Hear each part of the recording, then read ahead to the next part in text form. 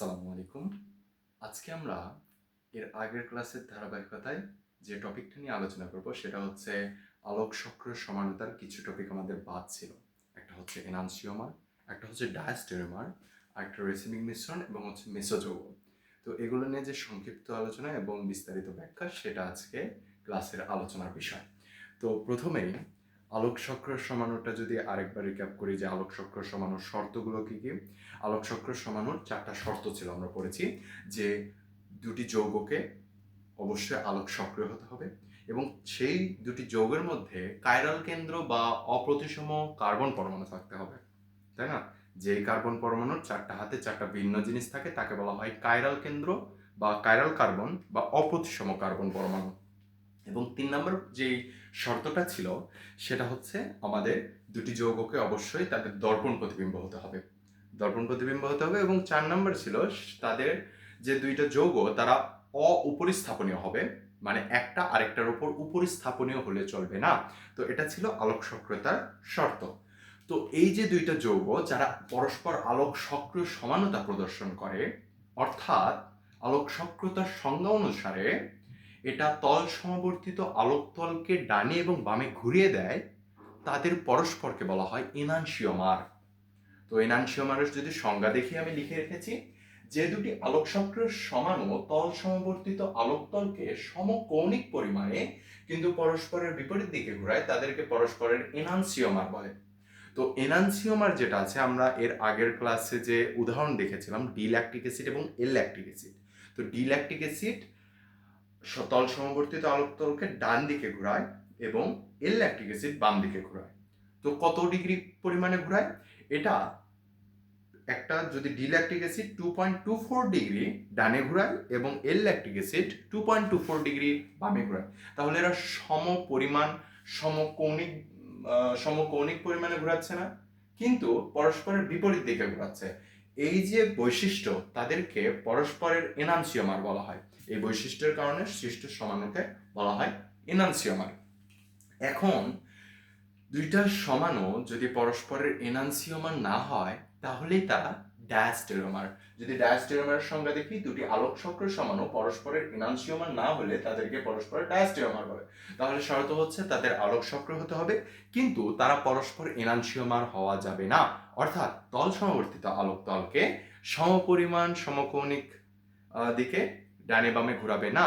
তো যদি আমি উদাহরণ দেখি, যে এই তো একটা আমি যৌগ নিয়েছি, এই যৌগের ক্ষেত্রে এবং এইখানে দুইটা দর্পণে দুই দুই 4টা যৌগের চিত্র এঁকেছি। দেখো, যদি আমরা লক্ষ্য করি, এই যে যৌগ এটা হচ্ছে তার গাঠনিক সংকেত। এই পাশে যে আমাদের দর্পণ প্রতিবিম্ব, এনানসিওমার হওয়ার জন্য অবশ্যই দর্পণ প্রতিবিম্ব হতে হবে। তো দর্পণ প্রতিবিম্ব কিভাবে বুঝবো? যে দর্পণের যদি কাছাকাছি একই মূলক থাকে আর দূরে দূরে যদি একই মূলক থাকে তাহলে সেটা দর্পণ প্রতিবিম্ব। তাই দেখো, ব্রোমিনের সাথে ব্রোমিন আছে, দর্পণের কাছাকাছি একই জিনিস ক্লোরিন ক্লোরিন, এবং মাঝখানের যে গঠনটা স্কেলিটন সেটা কিন্তু সেম, এবং দূরে দূরে যেটা হাইড্রোজেন হাইড্রোজেন আছে, তাহলে এরা পরস্পরের কি আলোক সক্রিয় সমাণু বা এনানসিওমার। তো এরা হচ্ছে পরস্পরের এনানসিওমার। এখন এই যৌগের ক্ষেত্রে যদি লক্ষ্য করি, ভিতরের মূল কাঠামো সেম এবং তাদের যে পাশের যে সকল মূলক আছে, ব্রোমিন ব্রোমিন, হাইড্রোজেন হাইড্রোজেন, এই পাশেও হাইড্রোজেন, মানে দূরের হাইড্রোজেন মিল, দূরের ক্লোরিন মিল, তাহলে এরা কি দর্পণ প্রতিবিম্ব হচ্ছে। এবং এরা কি কাইরাল কার্বন, এই কার্বনগুলো কি কাইরাল, অবশ্যই কাইরাল। তো যেহেতু এটা আলোক সক্রিয় সমাণুর শর্তগুলো মানছে, তাই এরা পরস্পরের এনানসিওমার লিখে রেখেছি, ঠিক আছে? এখন যদি আমি এই যৌগের সাথে এই যৌগের তুলনা দিই, দেখো এই যৌগ, তাহলে আমি দেখবো যে দর্পণ প্রতিবিম্ব কিনা। আমি জানি যে এরা কাইরাল কার্বন। তো ব্রোমিন যে পাশে আছে এবং হাইড্রোজেন, এরা কি কাছাকাছি আছে? এরা ব্রোমিন এখানে, হাইড্রোজেন এখানে, তাহলে কাছে দুইটা ভিন্ন মূলক আছে। ক্লোরিন ক্লোরিন ঠিক থাকলেও ব্রোমিন এবং হাইড্রোজেন আলাদা, তাহলে কি এরা পরস্পরের এনানসিওমার নয়, তাহলে এরা হচ্ছে পরস্পরের ডায়াস্টেরিওমার, ঠিক আছে? যেহেতু এনানসিওমার না তাহলে ডায়াস্টেরিওমার। এবার এইটার সাথে এইটার তুলনা দেব, দেখি ব্রোমিনের সাথে ব্রোমিন মিল আছে, এখানে ক্লোরিনের সাথে হাইড্রোজেন মিল নাই, তাহলে একটাও যদি পার্থক্য থাকে তাহলে সেটা দর্পণ প্রতিবিম্ব হবে না, এবং সেটা আলোক চক্র সমানতার শর্ত মানবে না, এবং এনানসিওমারও হবে না। তাহলে এটাও হবে ডায়াস্টেরিওমার। তো এই যে এটার সাথে এটার তুলনা, এটাও কি ডায়াস্টেরিওমার। এবার যদি এই মূলকটা নিয়ে চিন্তা করি, এই দুইটার সাথে কম্পেয়ার করি, তাহলে দেখবো এটা নেই আগে, এই পাশে হাইড্রোজেন এই পাশে হাইড্রোজেন, গুড, এটা মিলতেছে। কিন্তু এই পাশে হাইড্রোজেন এই পাশে ক্লোরিন, তাহলে কি এরা পরস্পর দর্পণ প্রতিবিম্ব নয় এবং এরা পরস্পরের ডায়াস্টেরিওমার। তো এইটা ডায়াস্টেরিওমার। এবার এটার সাথে এটা তুলনা করি, হাইড্রোজেন ব্রোমিন, প্রথমেই দেখতেছি মিলতেছে না, কিন্তু পরেরটা মিলতেছে। তো দেখো, যেহেতু এরা দর্পণ প্রতিবিম্ব নয়, এটাও কি, এটাও হচ্ছে ডায়াস্টেরিওমার। এই যে লাল কালি দিয়ে দেখালাম, এরা পরস্পর কি, এরা হচ্ছে ডায়াস্টেরিওমার।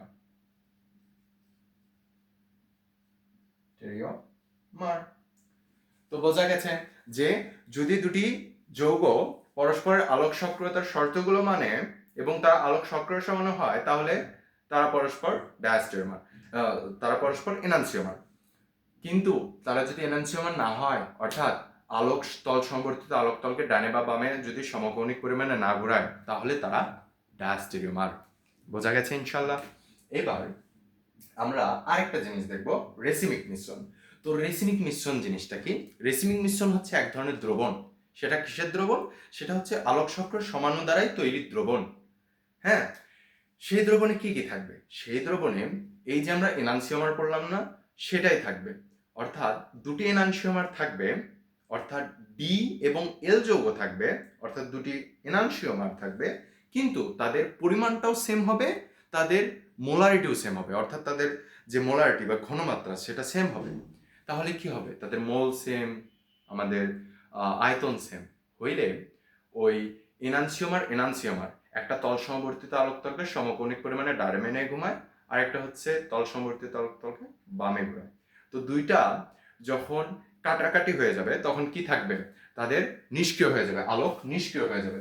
তাহলে ডি এবং এল যৌগের, অর্থাৎ দুটি এনানসিওমারের সমপরিমাণ সমমোলার মিশ্রণকে বলা হয় রেসিমিক মিশ্রণ। উদাহরণ হিসেবে যদি দেখি, এই একটা দ্রবণের মধ্যে আমি ডি ল্যাকটিক অ্যাসিডও নিয়েছি সমপরিমাণ এবং এল ল্যাকটিক অ্যাসিডও নিয়েছি সমপরিমাণ। ধরো এটা নিয়েছি হচ্ছে 5 মোল, এইটাও নিয়েছি 5 মোল। তো ডি ল্যাকটিক অ্যাসিড আমরা জানি তল সমবর্তিত আলোক তলকে +2.24 ডিগ্রি ঘোরায়, মানে ডান দিকে ঘোরায়, এবং এল ল্যাকটিক অ্যাসিড বাম দিকে 2.24 ডিগ্রি ঘোরায়। অর্থাৎ ব্যাপারটা কি হচ্ছে, একটা এই দিকে ঘোরাচ্ছে আর একটা সমপরিমাণ এই দিকে ঘোরাচ্ছে। সেম ভাবে +2.24 ডিগ্রি, একটা হচ্ছে ডি ল্যাকটিক অ্যাসিড আর একটা হচ্ছে -2.24 ডিগ্রি ঘোরাচ্ছে আমাদের এল ল্যাকটিক অ্যাসিড। তো দেখো, দুইটা যদি সমমান এবং বিপরীত চিহ্ন, তাহলে এটা কি হবে? এদের লব্ধি মাঝখান দিয়ে যাবে না, অর্থাৎ যাবে হচ্ছে এই বরাবর, অর্থাৎ নিষ্ক্রিয় হবে। এটা কি নিষ্ক্রিয়? আমরা জানি যে যদি অ্যাঙ্গেল থাকে তাহলে সক্রিয়, আর যদি অ্যাঙ্গেল না থাকে তাহলে সেটা কি নিষ্ক্রিয়। তো আমরা কি লিখতে পারি যে রেসিমিক মিশ্রণ হচ্ছে আলোক নিষ্ক্রিয়। তো যদি লিখে রাখি, রেসিমিক মিশ্রণ আলোক নিষ্ক্রিয়। এনানসিওমার আলোক সক্রিয়, ডায়াস্টেরিওমার আলোক সক্রিয়, কিন্তু রেসিমিক মিশ্রণ কি আলোক নিষ্ক্রিয়। বোঝা গেছে? তো এইবার আমরা যেই টপিকটা নিয়ে আলোচনা করব সেটা হচ্ছে মেসোযৌগ।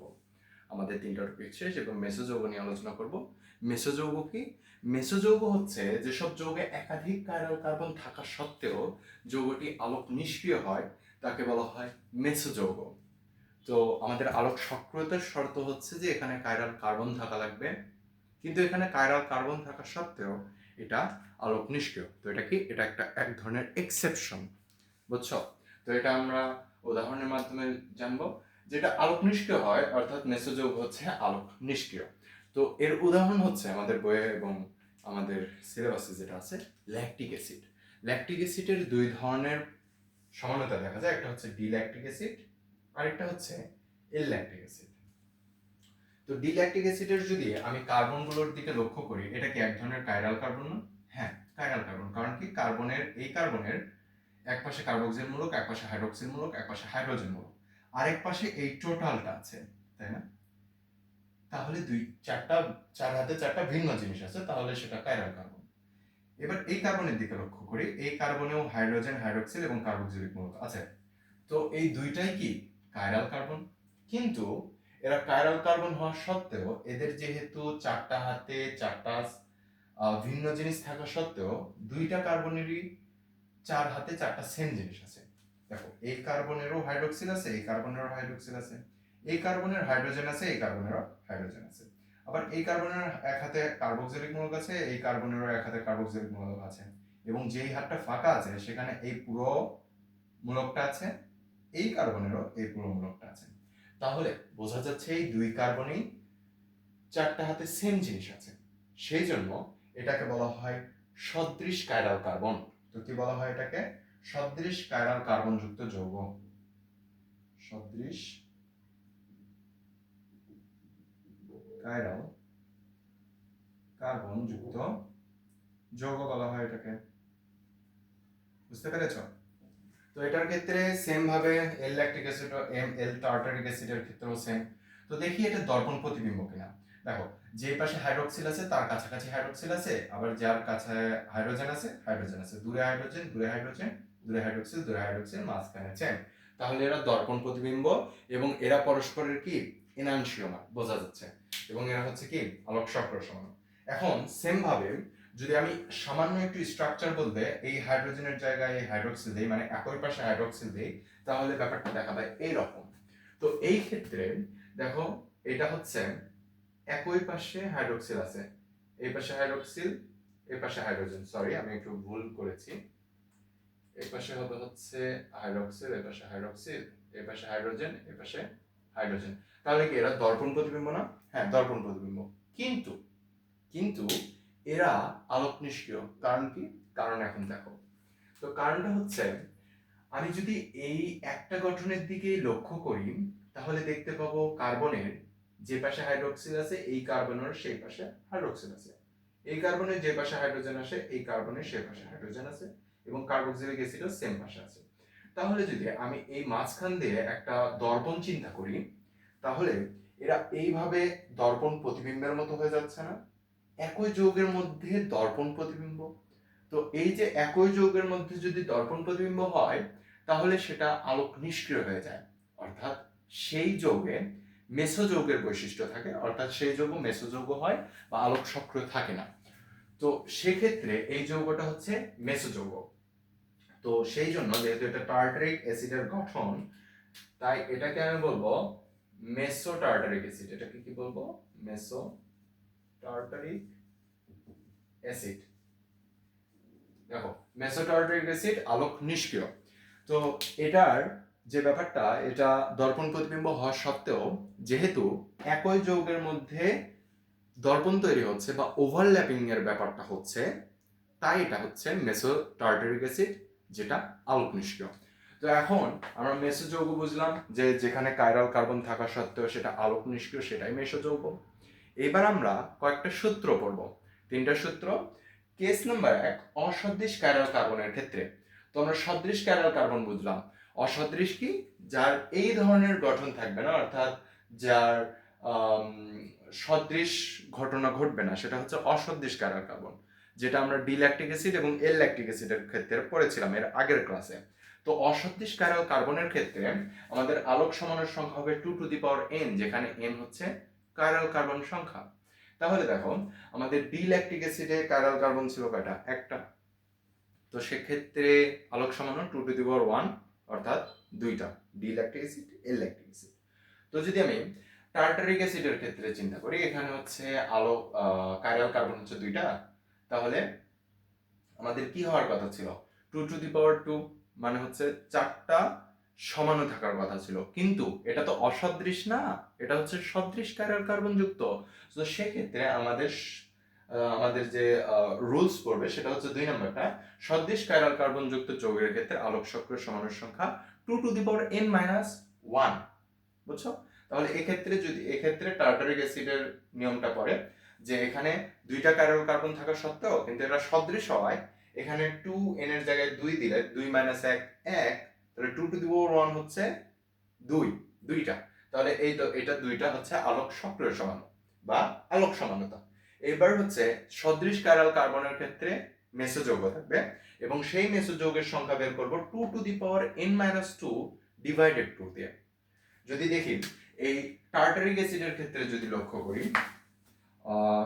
2 টু দি পাওয়ার, যেহেতু দুইটা কাইরাল কার্বন 2 মাইনাস 2 ডিভাইডেড 2, তাহলে 2 মাইনাস 2 কত হয় 0 হয়। 2 টু দি পাওয়ার 0 বাই 2 কত 0, তাহলে 2 টু দি পাওয়ার 0 এর ভ্যালু কত 1। একটা মেসো যৌগ থাকবে, সেটা হচ্ছে মেসো টার্টারিক অ্যাসিড। আশা করি তোমরা এনানসিওমার, তারপর হচ্ছে ডায়াস্টেরোমার, রেসিমিক মিশ্রণ এবং মেসো যৌগ যে ব্যাপারগুলো আছে সেটা বুঝতে পেরেছ। এর আগের ক্লাসে আমরা আলোক সমানুতা শুরু করেছিলাম, আজকে শেষ দিলাম। এরই মাধ্যমে আমাদের যে সমানুতা টপিক সেটা শেষ হলো। আশা করি যদি বুঝতে পেরে থাকো তাহলে আমার যে ক্লাসগুলো আছে সেটা লাইক, কমেন্ট এবং শেয়ার করো। আসসালামু আলাইকুম।